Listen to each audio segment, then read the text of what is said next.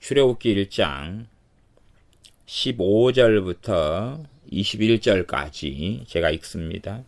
애굽 왕이 히브리 산파 십부라라 하는 자와 부하라 하는 자에게 일러 가로되 너희는 히브리 여인을 위하여 조산할 때에 살펴서 남자여든 죽이고 여자여든 그는 살게 두라. 그러나 산파들이 하나님을 두려워하여 애굽 왕의 명을 어기고 남자를 살린지라.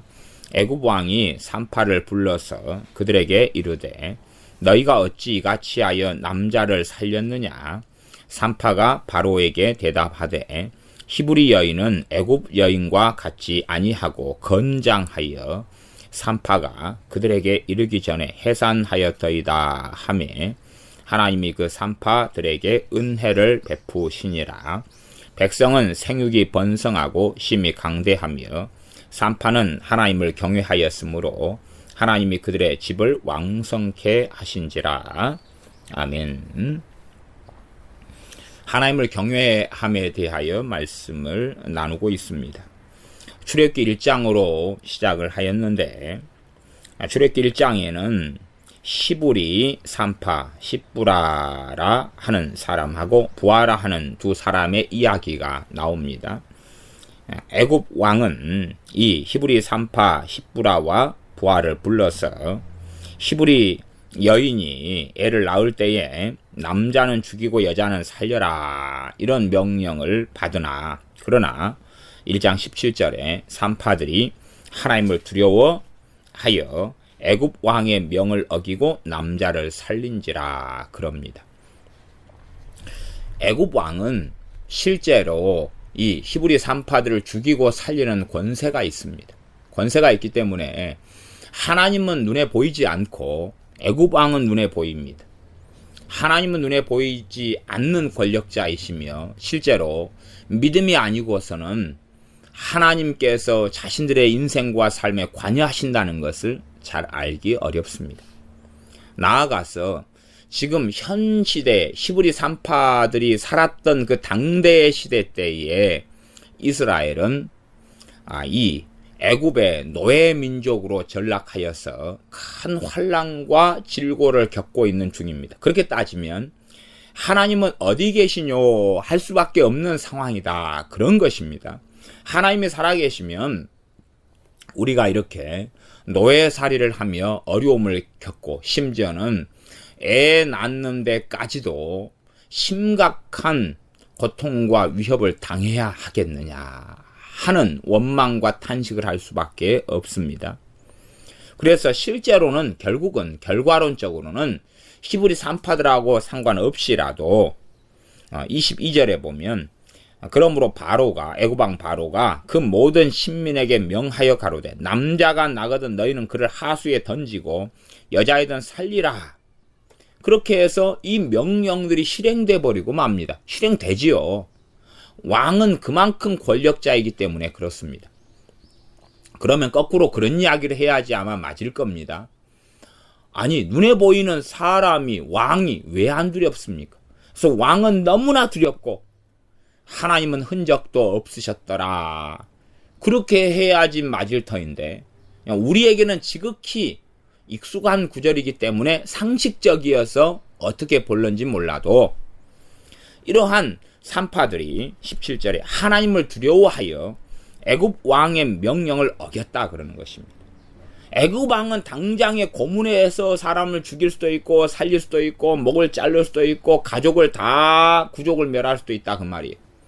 그런 왕의 직접적인 명령을 받아놓고도 왕의 명령을 어겨버립니다. 그 이유는 뭐냐 하면 하나님을 두려워하기 때문이라는 것입니다. 하나님을 두려워한다는 말은 하나님을 경외한다는 말입니다. 그래서 애굽 왕의 명령을 어기고 남자아이를 살립니다. 그러면서 애굽 왕이 직접 불러요. 왜 그랬느냐 그럴 때에 지혜롭게 답변합니다. 한 걸음 나아가서 이야기한다면 좀 거짓말을 했다 이렇게 말할 수 있습니다.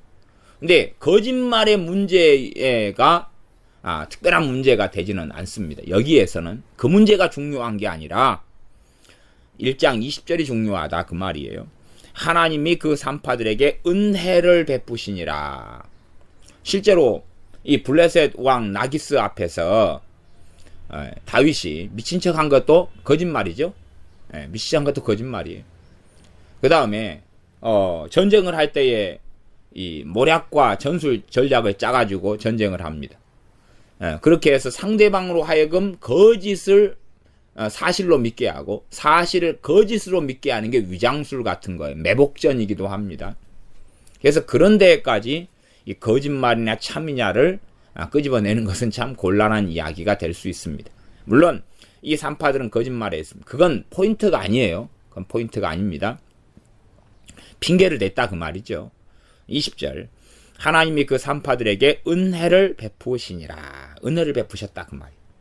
그 은혜의 내용은 나와 있습니다. 21절 산파는 하나님을 경외하였으므로 하나님이 그들의 집을 왕성케 하신지라. 이 산파들 그렇게 번역이 돼야 맞습니다.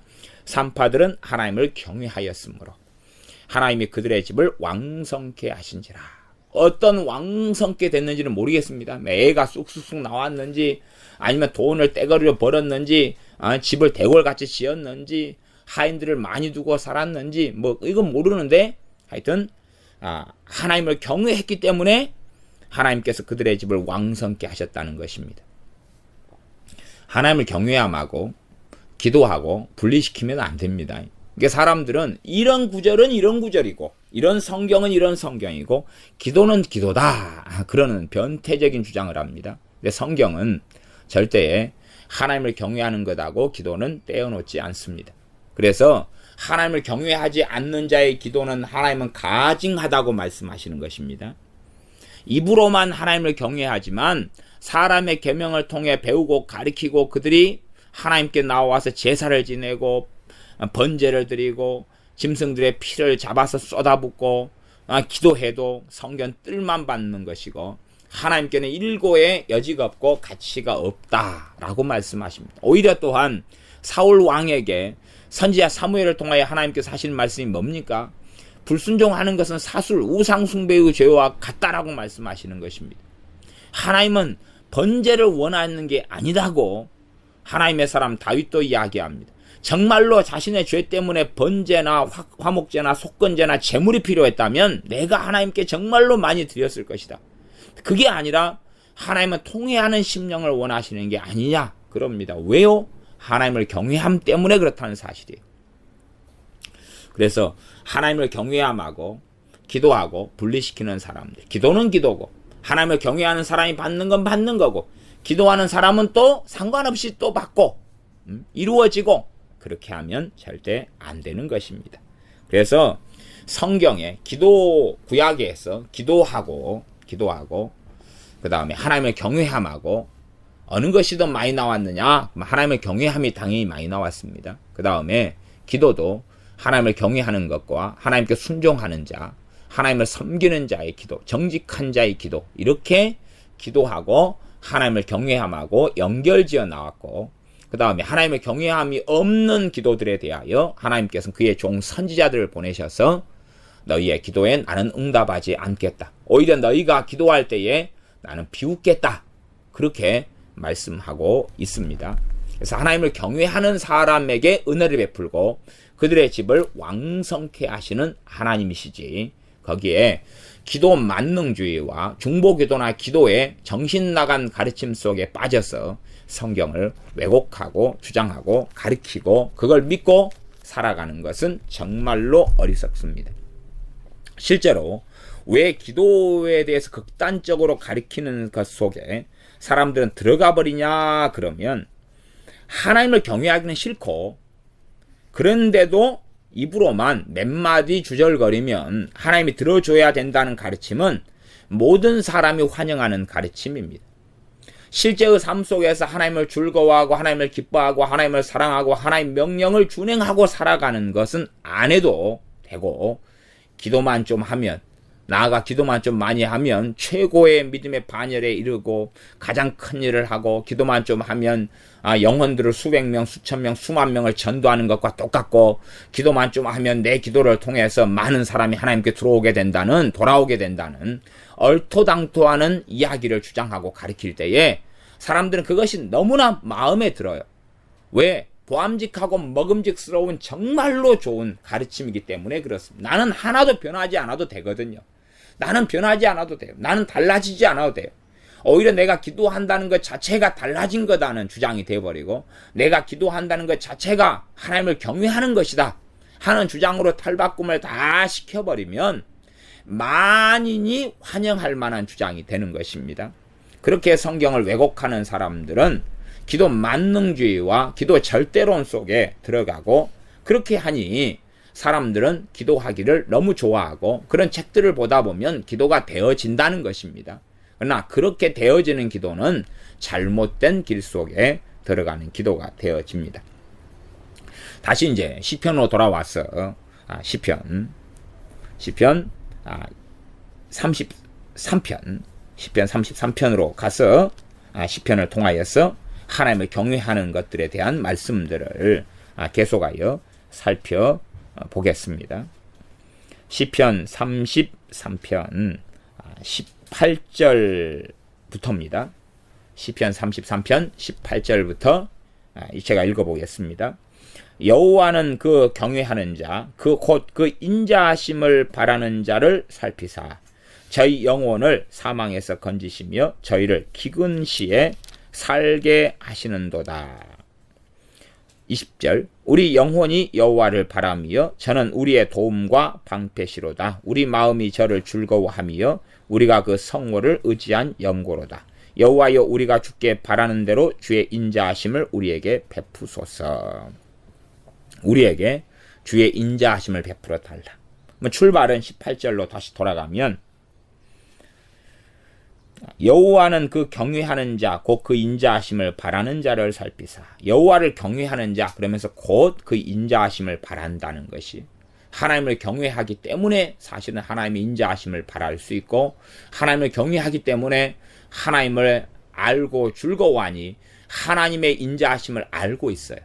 하나님은 인자하시다 말만이 아니라 하나님께서 얼마나 인자하신 분이신지, 자비로운 분이신지, 은혜를 베풀시기를 기뻐하시는 분이신지를 알고 있어요. 그래서 하나님의 인자하심을 바라고 찾고 구하고 의지하고 있어요.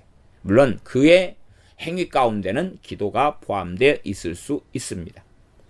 그래서 그 인자하심을 바라는 자를 살피사, 결국은 여호와를 경외하는 자에 대한 한 설명이지, 그러지 여호와를 경외하는 자가 어떤 자냐 하는 것은 지난번에 말씀을 통하여 좀 더 포괄적으로 하나님 말씀과 관련지어서 분명히 살폈습니다.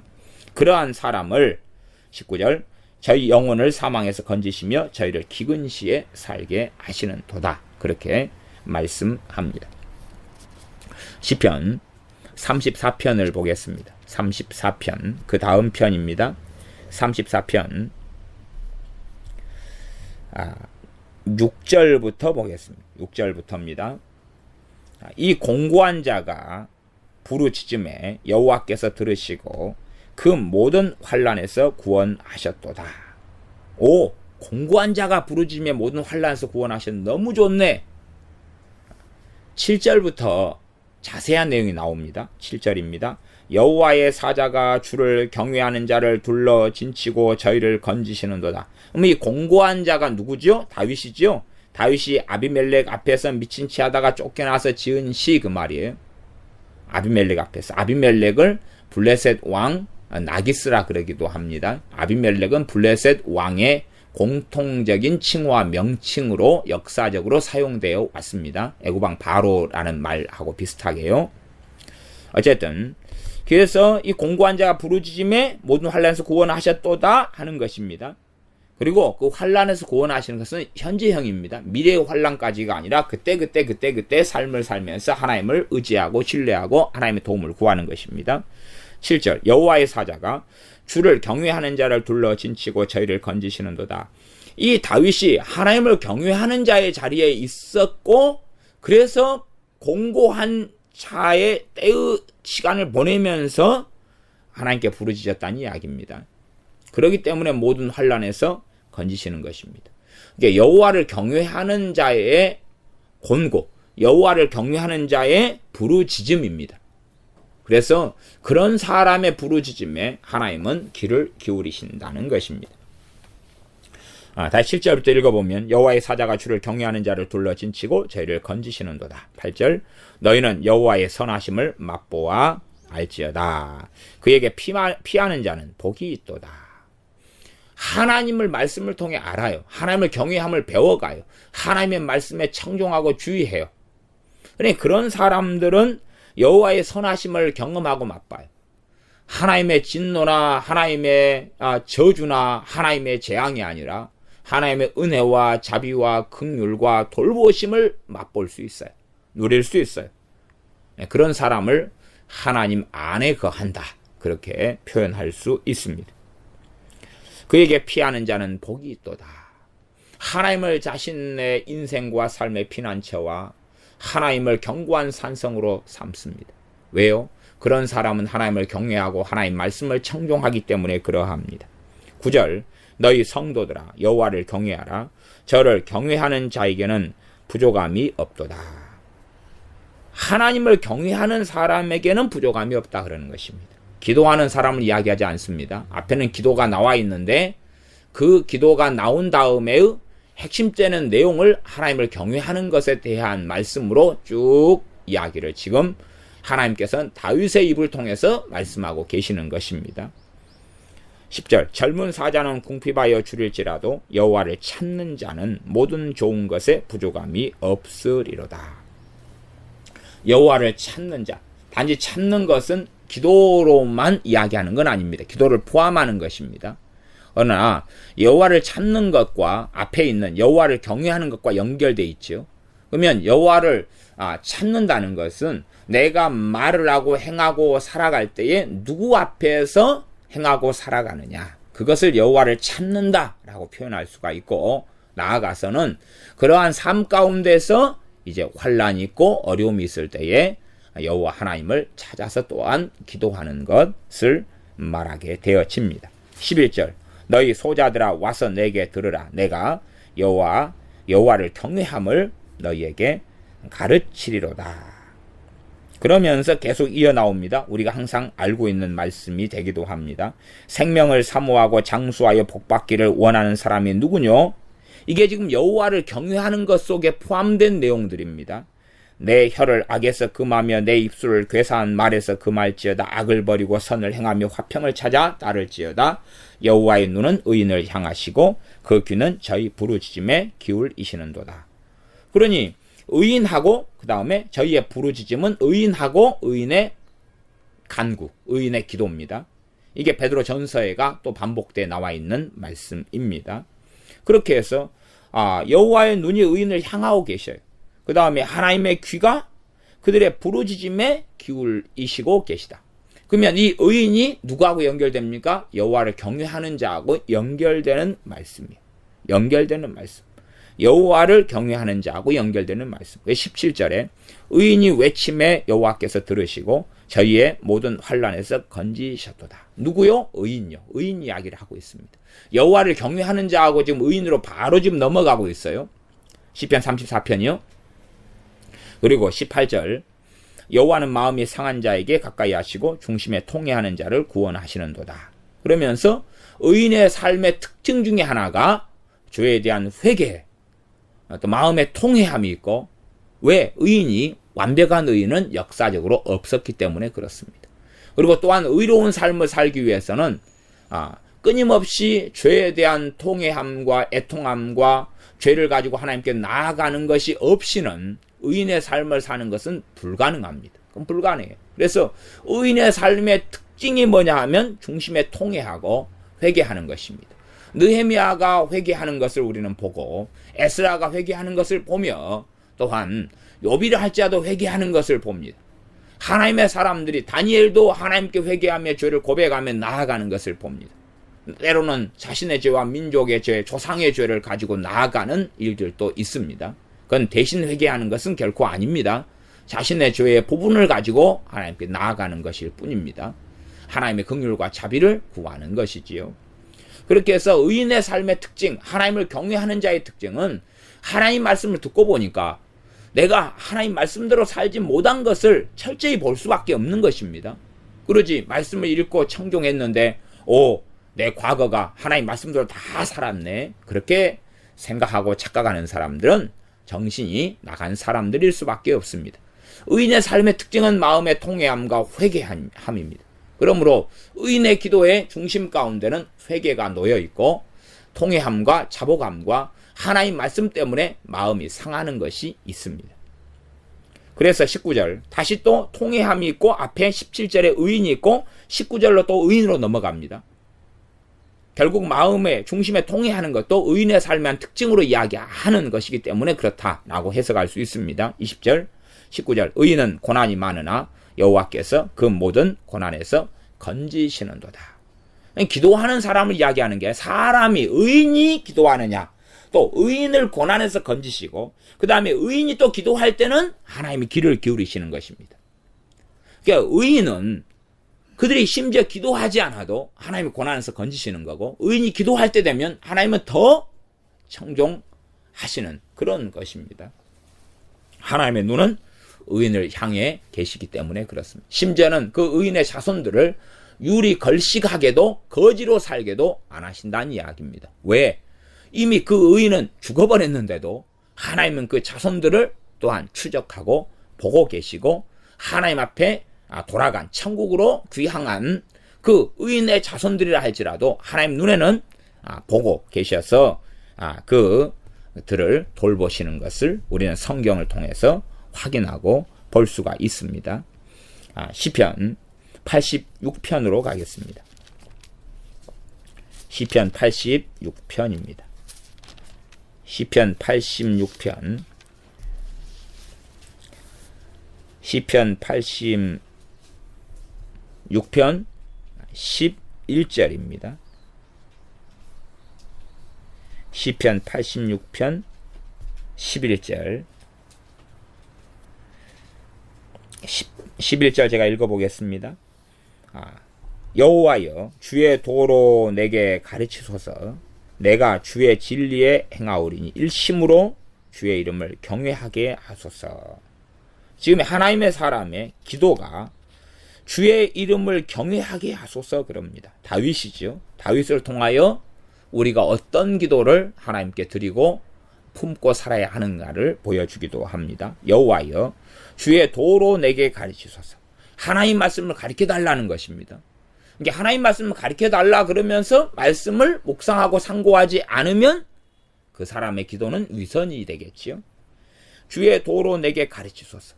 주의 진리에 행하오리니 일심으로 주의 이름을 경외하게 하소서. 하나님 말씀을 배우는 것하고 하나님 말씀 진리에 행한다는 말은 말씀을 순종한다는 말이죠. 그것하고 주의 이름을 경외하는 것하고는 하나로 가는 것입니다. 하나로 가는 여정입니다. 12절 주 나의 하나님이여 내가 전심으로 주를 찬송하고 영영토록 주의 이름에 영화를 돌리오리니. 영화를 돌린단 말이 영광을 돌린다 그 말하고 같은 말로 볼 수가 있습니다. 이렇게 해서 하나님 말씀을 배우는 것, 하나님을 경외하기 때문에 하나님을 경외하는 사람이 결국은 가지는 것은 전심으로 주를 찬양하는 것을 가지게 된다는 이야기입니다. 하나님을 경외하는 사람은 하나님께 찬양과 감사를 가지게 됩니다. 그래서 하나님을 경외하는 사람의 기도의 특성을 알 수 있어요.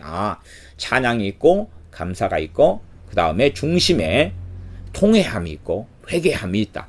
이것이 기도하는 사람, 하나님을 경외하는 사람의 기도의 특성이고 특징이다 하는 것을 알 수가 있습니다. 시편 103편으로 가겠습니다. 시편 103편입니다. 85편 앞에를 먼저 본 다음에 넘어가겠습니다. 시편 85편 9절을 보겠습니다. 시편 85편 9절을 보겠습니다. 9절은 진실로 그의 구원이 그를 경외하는 자에게 가까우니 이의 영광이 우리 땅에 거하리이다. 하나님의 구원이 하나님께서 어려움과 환난 중에 건져내는 것을 구원이라 그럽니다. 여기서 시편에 나오는 구원은 영혼의 구원을 이야기하는 거라기보다는 인생사에 있는 전쟁, 죽음, 또 질병, 환난에서 건져내는 구원을 이야기하는 단어로서 되게 사용됩니다. 진실로 그의 구원이, 하나님의 구원이 그를 경외하는 자에게 가까우니 라고 말씀합니다. 하나님을 경외하는 것과 하나님이 구원하시는 것은 연결되어 있는 이야기입니다. 이제 시편 103편으로 넘어가겠습니다. 시편 103편. 시편 103편. 시편 103편 11절부터 보겠습니다. 11절부터 읽겠습니다. 인원부터 읽겠습니다. 그 앞에서부터 계속 이어지는 말씀이 되기도 합니다. 11절부터 이는 하늘이 땅에서 높음같이 그를 경외하는 자에게 그 인자하심이 크심이로다. 하나님을 경외하는 자에게 뭐가 크다고요? 인자하심이 크다는 이야기입니다. 그러면 하나님을 경외하는 자는 완전한 자가 아닙니다. 완전한 자가 아니고 죄를 안 짓는 자가 아닙니다. 그래서 좀 더 앞으로 넘어가면 8절부터 넘어가면 8절로 보면 여호와는 자비로우시며 은혜로우시며 노하기를 더디하시며 인자하심이 풍부하시도다. 항상 경책지 아니하시며 노를 영원히 품지 아니하시리로다. 우리의 죄를 따라 처치하지 아니하시며 우리의 죄악을 따라 갚지 아니하셨으니. 그러면서 쓰니 그러고 그 이유를 이야기합니다. 우리의 죄를 따라 처치하지 아니하시며 우리의 죄악을 따라 갚지 아니하셨으니 이는 하늘이 땅에서 높음같이 그를 경외하는 자에게 그 인자하심이 크심이로다. 죄를 짓는데 죄를 따라서 처치하지 않고 또한 노를 영원히 품지 않고 자비로우시며 은혜로우신데 그 하나님은 누구에게 계시되며 누구에게 역사하느냐 그 말이죠. 여호와를 경외하는 자는 이런 하나님을 만난다는 이야기예요. 그럼 여호와 하나님을 경외하지 않는 자는 이런 하나님을 만나지 못합니다. 자비로우신 은혜로우신 노하기를 더디하시며 인자하신 풍부한 하나님을 만나는 사람은 여호와를 경외하는 사람만 만납니다. 이게 사람들이 성경을 제대로 정확하게 앞뒤를 다 봐야 됩니다. 그지? 좋은 구절만 갖다 놓고 찬양하면서 여호와의 인자하심이 그까지 뭐 크고도다 놀랍도다 하고 찬양을 막 해야 될 문제가 아니라 정말로 그것이 누구에게 해당되느냐, 모든 사람에게 해당되느냐, 누구에게 해당되느냐, 실제로 누가 이 하나님을 만나고 사느냐 하는 구절은 그것은 11절 하반절에 그를 경외하는 자에게 그 인자하심이 크심이라는 것입니다. 12절 동이 서에서 먼 것 같이 우리의 죄가를 우리에게서 멀리 옮기셨으며 아비가 자식을 불쌍히 여김같이 와 좋아요. 아비가 자식을 불쌍히 여김같이 하나님 우리를 해준다. 그까지 좋은데 누구냐 하는 거예요. 모든 사람이냐는 것이 그게 아니라 13절 하반절 여호와께서 자기를 경외하는 자를 불쌍히 여기시나니 누구의 죄가를 동에서 서에서 먼 것 같이 우리의 죄가를 옮기시냐는 것이 모든 사람이냐 누구냐 하는 것입니다. 자기를 경외하는 자입니다. 자기를 경외하는 자. 불쌍히 여기는 사람이 누굽니까? 아비가 자식을 불쌍히 여김처럼 불쌍히 여김을 받는 사람이 누구냐? 하나님을 경외하는 사람이다. 그 사람을 불쌍히 여기시나니 14절 이는 저가 우리의 체질을 아시며 우리가 진토임을 기억하심이로다. 우리가 하나님을 경외하는 우리가라는 단어를 쓰는 것입니다. 우리가 할 때 하나님을 경외하는 사람이 우리가. 그러니 시편의 기도 가운데 내가 나의 죄를 아오니 나의 죄를 고백하며 회개합니다 하고 우리의 죄, 우리의 연약함, 우리에게 하시는 하나님의 인자하심 할 때 우리란 단어의 특성은 하나님을 경외하는 우리를 담고 있습니다. 주님께서 제자들의 요청에 우리의 기도를 가르쳐 주옵소서 할 때에 하늘에 계신 우리 아버지여 우리에게 일용할 양식을 주시고 우리를 시험에 들지 않게 하시고 하는 주님의 기도를 가르치시는 그 내용 속에 우리가 누구냐 하면 주님을 사랑하는 사람들, 정말로 주님의 제자된 사람들, 명목상만 또한 말만 주여 주여가 아니라 정말로 주님의 11사도처럼 주님을 사랑하고 따르는 사람들, 심지어는 그 사도들조차도 진정한 우리가 되는 것은 오랜 시간이 걸려서 주님께서 요한복음에도 그 사도들 제자들을 위하여 아버지와 내가 하나인 것처럼 저들도 하나가 되게 해주십시오. 우리가 되게 해주십시오라는 기도를 하는 것입니다. 하나가 되게 해주십시오. 그 기도를 여러 차례를 드리십니다. 왜요? 하나가 아니기 때문에 그럴 수밖에 없는 거지요. 그래서 이 시편에 있는 우리에 대한 기도는 하나님을 경외하는 자의 기도예요. 하나님을 경외하는 자들인 우리들이에요. 자, 그것을 깔고 나중에 언젠가 되면 그런 부분을 좀 더 설명할 때가 있을 거라 생각합니다. 계속 이어서 보겠습니다. 15절. 인생은 그날의 풀과 같으며 그 영화가 들의 꽃과 같도다. 16절. 그것은 바람이 지나면 없어지나니 그곳이 다시 알지 못하거니와. 17절. 여호와의 인자하심은 자기를 경외하는 자에게 영원부터 영원까지 이르며 그의 의는 자손에게 미치리니 곧 그 언약을 지키고 그 법도를 기억하여 행하는 자에게로다. 자요. 17절 다시 읽어보겠습니다. 여호와의 인자하심은 자기를 경외하는 자에게 영원부터 영원까지 이른다. 여호와의 인자하심이 아무나가 아닙니다. 아무나가 아니에요. 뭐 우리가 아무나를 위해서 기도한다고 여호와의 인자하심이 나타날 것 같습니까? 아니요. 성경 그렇게 이야기를 안 해요. 실제로 우리가 성령님의 역사하심으로 중보기도를 성령님께서 인도하시고 시키시는 경우가 종종 있으나 실제로 그 기본적인 대상은 대부분 하나님을 경외하는 사람들에 위한 기도로 멈춥니다. 그 다음에 예외적으로 불신자들이 끼어 있으나 불신자들 환난과 공고를 위한 건 아니에요. 사실은 그들의 구원을 위한 것만 간혹 성령님이 인도하십니다. 그 다음에 이제 내 가족 형제들에 대한 것은, 그러니까 하나님을 경외하는 자에 대한 것은 중보기도를 통해 직접적으로 기도를 인도하신 경우가 있고, 내 가족이나 형제나 자녀나 부모라 할지라도 하나님을 경외하지 않는 사람들에게는 그들에게 무슨 때에 경고를 하게 하십니다. 경고를 하게 하셔요. 그들을 위해 기도하게 하시는 게 아니라 그들을 위해 기도하다 보니까 그들에 대해서 지금 무슨 문제가 있는 걸 감지하고 경고를 주시는 말씀을 주셔요, 우리에게. 그럼 우리는 이제 경고할 책임만 가져요. 경고를 해. 그게 파수꾼의 책임이거든요. 경고를 해요. 내 자식에게라도, 남편과 아내에게라도, 부모 형제에게라도, 이웃에게라도, 아는 사람들을 경고를 하게 하세요. 하나님 앞에서 깨어있다가 기도하다 보면 경고를 하게. 그 다음에 그 사람들이 그 경고를 듣고 돌이키면 문제가 없고, 돌이키지 않으면 이제 환난을 당하는 것입니다. 그런 것이 우리가 하나님 앞에 깨어있어 기도할 때 생기는 일이에요. 실제적인 중보기도는 영혼구원을 위해서는 어쩌다가 있고, 나아가서 하나님을 신실하고 경외하는 사람들 위해서는 종종 하도록 하셔요.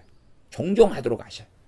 그런 우리가 실제로 깨어있는 삶을 살다가 성령님께서 어떻게 내게 중보기도로서 인도하시느냐 하는 것을 경험하고 잘 봐야 돼요. 그걸 모르는 가운데서 다른 사람의 말만 듣고 이상한 가르침과 이상한 다른 사람의 간증과 경험을 통해서 성경을 짬뽕해버리는 것 속에 들어가서 어리석고 샤머니즘적이고 주술적이고 하나님 말씀과 어긋난 이러한 잘못된 기도 속에 들어가서는 안 된다는 사실입니다. 핵심은 하나님을 경외하느냐 그렇지 않느냐의 문제예요. 하나님을 경외하는 것을 말씀하고 이야기하고 있다는 사실입니다. 다시 시편 103편 17절로 가면 여호와의 인자하심은 자기를 경외하는 자에게 영원부터 영원까지 이르며 그의 의는 자손에게 미치리니 곧 그 언약을 지키며 그 법도를 기억하여 행하는 자에게로다. 그러면 여호와를 경외한다는 것의 뜻이 뭔지를 나와 있어요. 그것이 103편 18절입니다. 곧 그 언약을 지키고 그 법도를 기억하여 행하는 자다. 법도는 하나의 말씀이죠.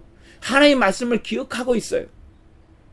신앙생활을 참 이상한 사람들이 어떤 사람들이냐.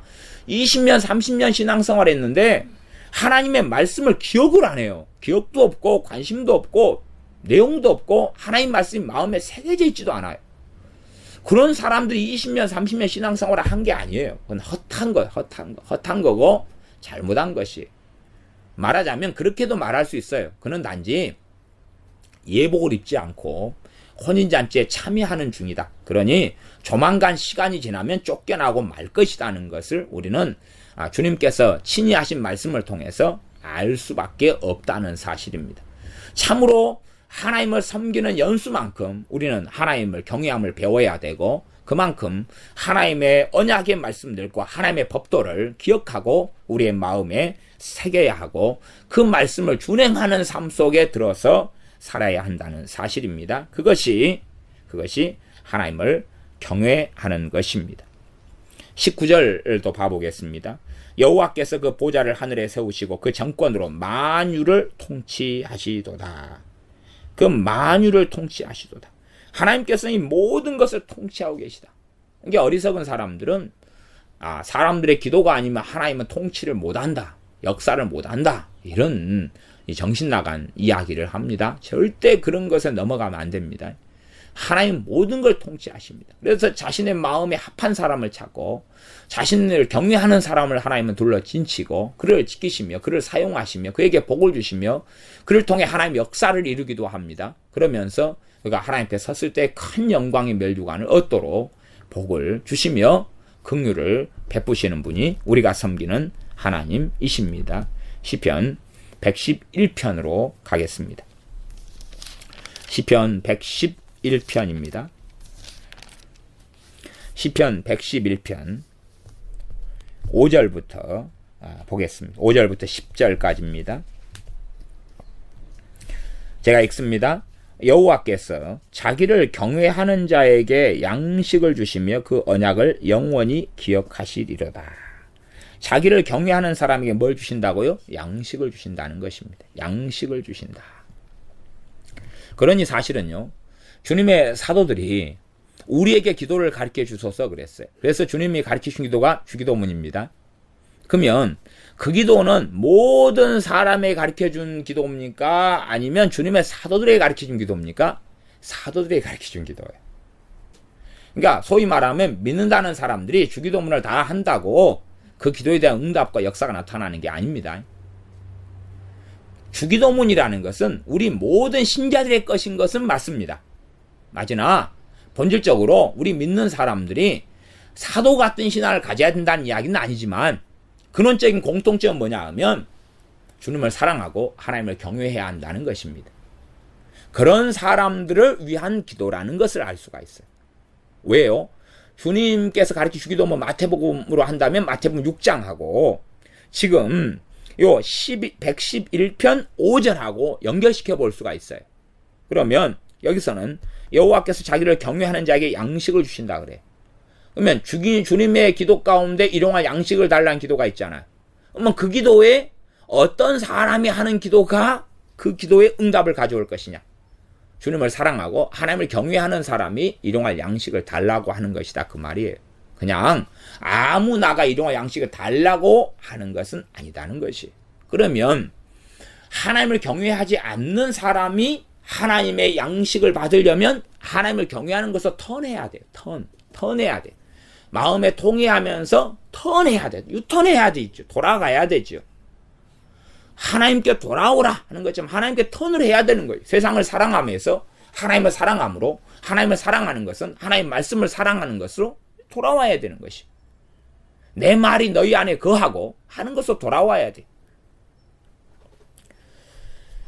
계속 그 본문을 읽어 보겠습니다. 6절, 시편 111편 6절, 저가 자기 백성에게 열방을 기업으로 주사 그 행사의 능력을 저희에게 보이셨도다.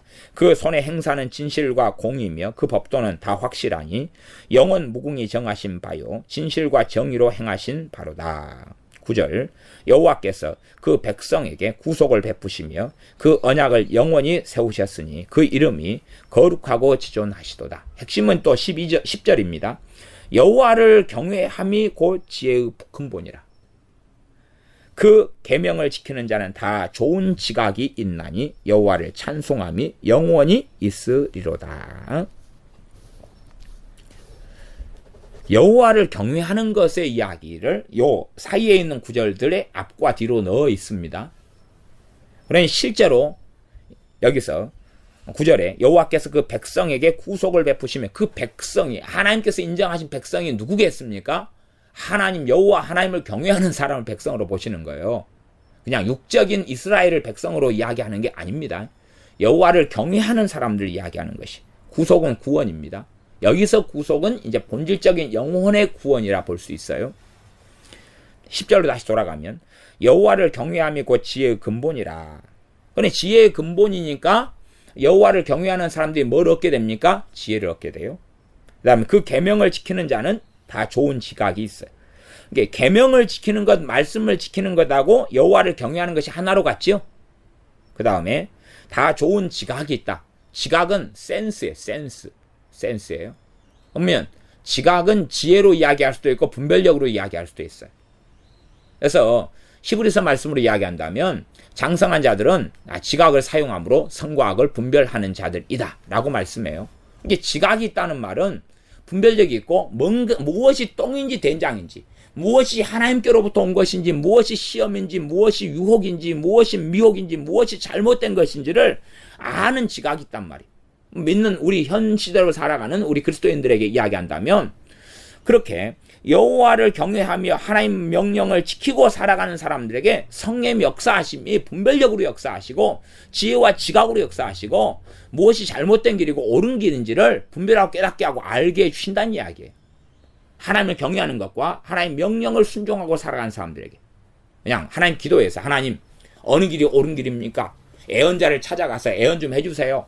내가 애언을 통해서 내게 원하는 하나님 뜻을 알고 싶어요. 이 길입니까? 저 길입니까? 어느 직장과 직업을 가져야 됩니까? 지금 무엇을 해야 됩니까? 어느 것이 하나님께서 원하시는 것입니까? 그렇게 기도해서 되는 문제는 아니라는 사실이에요. 기도한다고 응답이 있는 게 아니에요.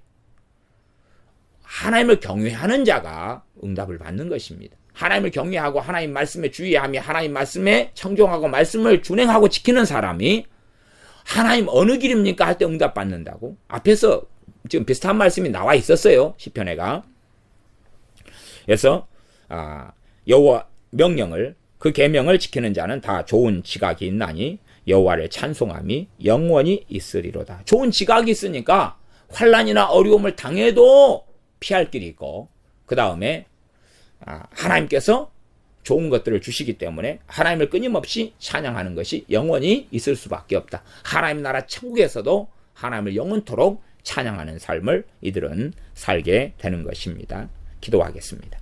아버지 하나님, 여호와 하나님을 경외하는 것이 지혜의 근본이고 여호와 하나님을 경외하는 사람에게 하나님께서 그를 지키시며 보호하시며 좋은 것을 주시며 또한 하나님을 경외하는 것은 여호와 하나님의 말씀을 청종하고 말씀을 지키는 것과 함께 가나니 우리가 여호와 하나님을 경외하는 것을 배우게 하여 주셔서 하나님을 경외하는 자의 기도에 하나님은 또한 응답하시오매 우리가 하나님을 경외하며 살아서 우리가 환난 시에 부르짖을 때에 응답하시는 하나님의 역사가 있고 또한 우리가 하나님을 그러므로 더욱더 기뻐하며 사랑하며 하나님의 인자하심과 자비하심을 하나님을 경외하는 우리가 누려서 하나님을 찬양하고 또 찬양하게 하여 주시옵소서. 예수님의 이름으로 기도하옵나이다. 아멘.